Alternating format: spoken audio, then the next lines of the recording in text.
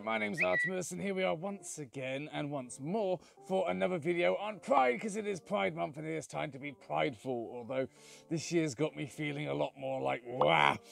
But yes, this will be the last one of our little series for Pride Month. I've done one every Friday during the month, and obviously the month is coming to a close, so I thought I would finally touch upon Pride in the fandom and how they relate to each other, how they're similar, and how we all deal with it. So yeah, let's jump in and see what I've got to say. First off, it is most definitely a part of us. Pride is very intrinsic to the furry fandom. It has a lot of iconography and little designs and whatnot. Hell, this bitch right here has got his fucking orientation printed on his back, and I'm proud of that. That looks good. That is a good goddamn design right there. Thank you, Neo.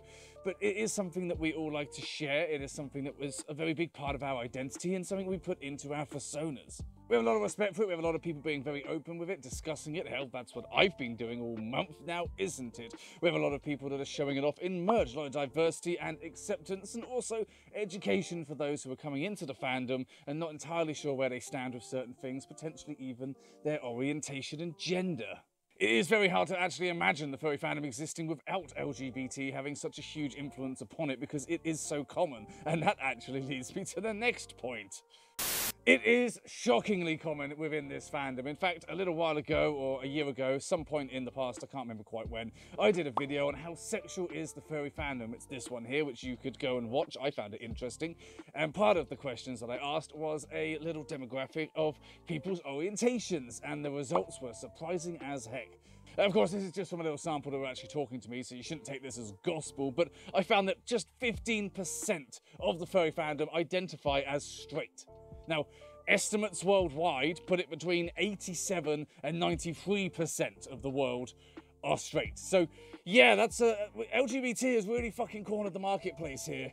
Bisexuality is by far the most common, with a whopping 34.8% of the fandom, according to my statistics, identifying as such. And I mean, I'm pretty happy that us aces are 3.5 times as common here and as seen as they are in the world, with it just being 1% in the world, but 3.5% in the fandom. Yeah, go aces, well done.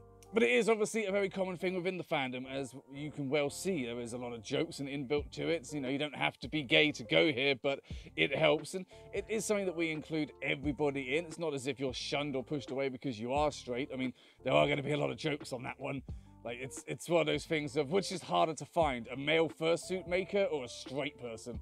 And honestly, yeah, I've made that joke before, I'm sorry. But it's one of those things that is very common within this fandom, and I think it's for a lot of reasons. A lot of things that we seek out are the same that LGBT struggles, you know, kind of seek out as well. And, you know, it's a very similar thing, which, oh my God, look at that. I've brought us to the next point as well.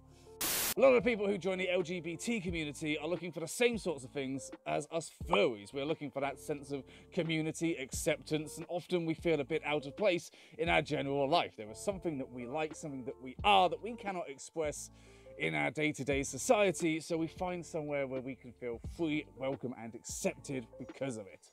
We have similar goals and mindsets. We have similar struggles in some senses, where we're not always accepted. There are people who are always going to get the wrong idea. And ultimately, it's one of those things where it's kind of like what that meme of all the hands meeting in. It's just got LGBT community, furry community, parents being slightly ashamed of us. It is kind of like, hey, we all know the same sort of pain. And obviously, Pride has got a lot more of a violent history to it, because, you know, the world really did fight against LGBT rights, and in some cases still does. But we can recognise that. And obviously, when you are LGBT and you are also, you know, the furry fandom, you are going to see quite often that you're seeing the same struggle in one place and another, and it becomes a part of your life because you've had those struggles. And now there's two places where you can fit in for different parts of yourself. Of course, having said that, there are some key differences between us. For instance, there is the old adage of, as I said earlier, you don't have to be gay to go here, but it helps. But you don't have to be gay to enter the furry fandom. It's not a given. You don't have to be a furry to be gay, obviously. And also, there's differences between the points of Pride is about sexual orientation and gender. It is about expression and a key part of you.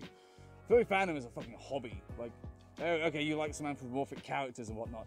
it's not something that you can build up with the same significance as Pride. It's not something that we can put on the same pedestal and say it is just as big as that. Furry Fandom is its own thing. It's on its own level. It's not something that needs to be taken away from anything else, and it's not something that we should be piggybacking either. I don't feel like I'm trying to make out that furry is just as important as Pride and has had just as much struggle and is just as berated and hated.